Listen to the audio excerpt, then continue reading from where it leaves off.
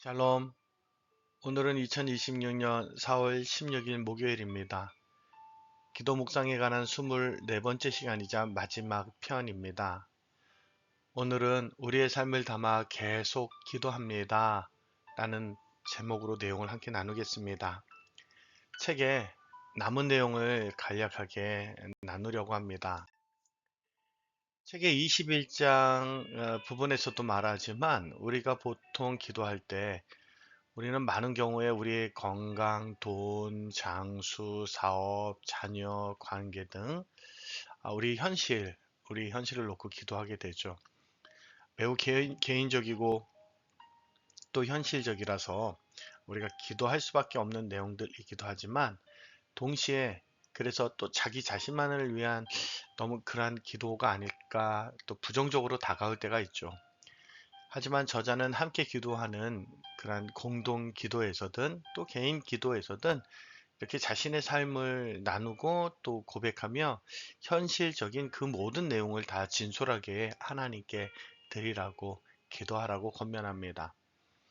어떤 경우라도 우리가 기도하는 일을 멈추거나 쉬지 않아야 한다는 것이 이제 저자의 기본 취지나 권면이고, 그리고 그렇게 기도하는 가운데 우리 자신, 나아가 이웃, 그리고 하나님의 마음으로 점점 우리의 기도의 지평을 넓혀가기를 권면하죠. 물론 한 가지는 이제 우리가 함께 기도할 때 또 너무 예민한 정치적이거나 또 문화적인 이슈들에 대해서는 이제 조심할 필요가 있다. 또 지혜가 필요하다 말합니다. 그러나 그때도 그래서 기도를 피하고 멈추기보다 그러한 문제들을 어떻게 접근하면서 우리가 함께 기도하면 좋을지에 대해서도 하나님께 기도하라고 말하죠. 이제 책은 마지막 5부로 넘어갑니다. 그러면서 기도하는 교회는 어떤 모습인가 하면서 쉬지 않고 한다는 것, 한 형제가 된다는 것, 금식하며 기도한다는 것, 이렇게 이제 세 장으로 이제 정리합니다. 우리가 쉬지 않고 기도하는 것에 대해서 많은 경우 혼자서 조용히 온종일 기도하는 것으로 생각하는데 이제 그것도 좋지만 이제 저자는 이제 다른 사람들과 함께 이제 계속해서 기도의 내용을 나누고 계속 기도를 하라고 이제 그렇게 알려줍니다. 항상 어떤 일이든 이제 함께 기도하자고 짧은 순간이라도 또 그것이 대화든 전화든 문자든 어떻게든지 계속 함께 기도의 삶과 습관을 이어가기를 이렇게 권면하는 것으로 보입니다.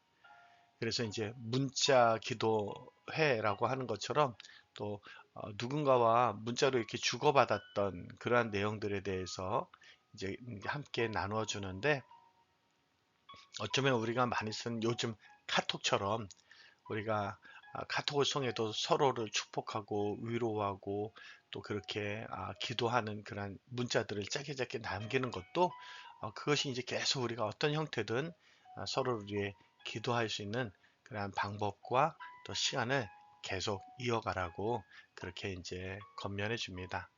그래서 마음으로 계속 묵상하듯 기도할 수도 있지만 실제 그렇게 대화, 문자, 또 여러 그런 이제 방편들을 통해 이러한 기도하는 문화, 습관을 들이라고 안내하는 거죠.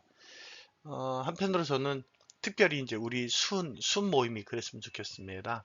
우리 순 모임을 통해서 기도하고 마무리 기도하고 축복하고 서로 그렇게 기도를 통해 관심을 갖고 한 공동체임을 확인하는, 그래서 하나님의 능력이 함께 우리 안에서 역사하는 것을 바라보는 그러한 거룩한 기도의 공동체 이제 되기를, 그러한 순모임이 되기를 좀 저희가 좀 함께 바라보면서 또 그렇게 추구하면서 좀 올 한해 순모임이 계속 이어졌으면 좋겠습니다.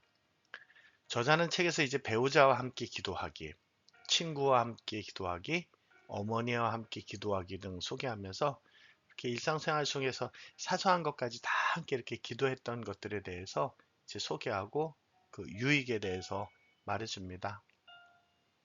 가족이나 친구, 또 교회, 그리고 또 누군가를 위해서 우리가 계속 기회가 되는 대로 자주 기도해 주는 것이 매우 의미 있는 일이고 유익한 일인 것을 이제 알려주죠. 저도 어느 날 누군가 저를 위해 기도해 준다고 그런 이야기를 들으면 얼마나 감사한 일인지 모르겠습니다. 그의 마음과 시간을 써서 누군가를 위해 또 저를 위해 그렇게 기도해 주는 일이니 그것도 하나님께 그렇게 하나님께 나를 위해 또 그렇게 누군가를 기도해 준다면 그것이 얼마나 큰 위로와 힘이 되겠습니까? 정말 우리의 상상 이상이죠. 저자는 이제 마지막 25장에서 금식하며 기도하는 것, 한다는 것에 대해 이제 책으로 마무리하는데, 우리가 잊고 지내거나 그래서 사라진 기도의 형식 중에 하나가 금식 기도라고 말하면서 금식 기도의 필요와 그로 인한 유익을 이제 성경 구절과 또 간증들을 통해 알려줍니다. 우리가 아는 것처럼 금식을 통해 우리가 하나님을 바라보게 하는 것, 그래서 저자는 육체의 연약한 가운데 있을 때 우리 영혼의 상태를 들여다보게 되고 이로써 기도가 수월해진다고 말합니다.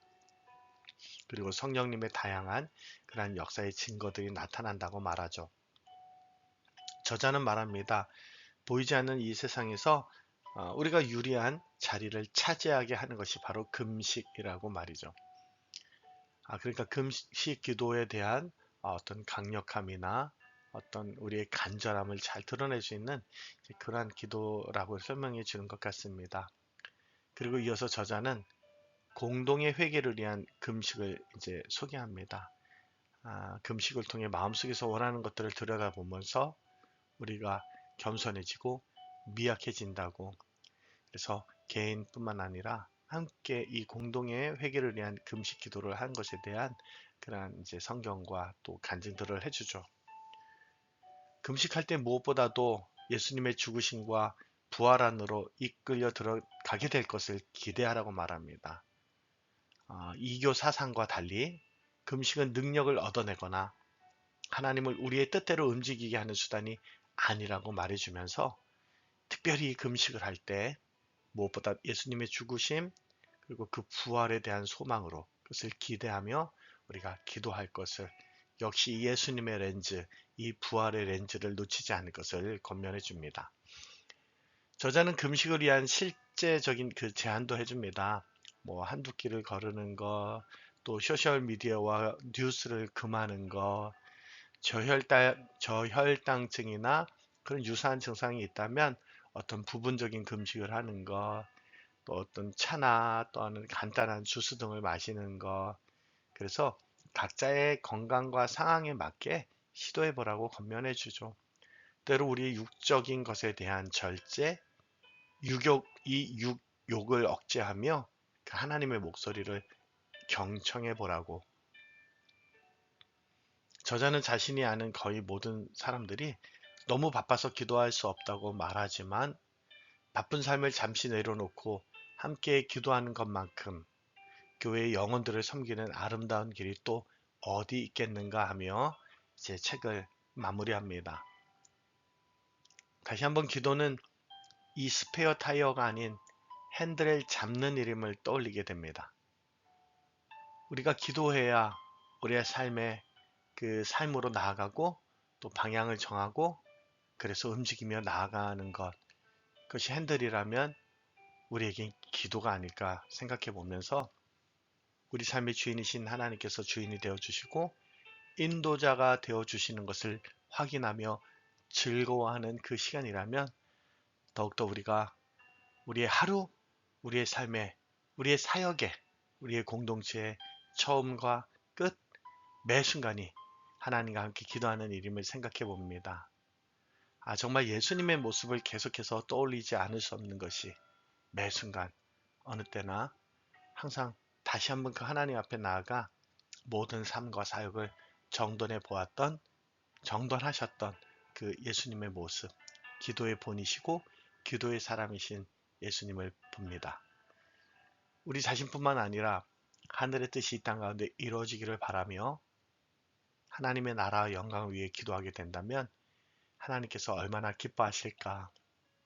다시 한번 우리가 잊고 있던 기도의 사람, 기도의 교회 공동체를 생각하게 해준 폴 밀러의 우리 교회는 기도합니다를 통해 우리가 우리 삶과 사역에 이 기도가 토대가 되기를, 힘이 되기를 다시 한번 주님의 이름으로 축복합니다.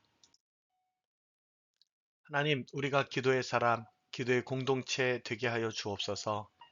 우리 입술의 고백이 삶에서 실천과 또 거룩한 습관이 되게 하여 주셔서 예수님을 닮아가는 기도의 사람이 되게 하여 주옵소서. 그리고 살아계시고 역사하시는 하나님을 경험하고 증거하는 저희의 삶이 되게 하여 주옵소서. 예수님의 이름으로 기도합니다. 아멘.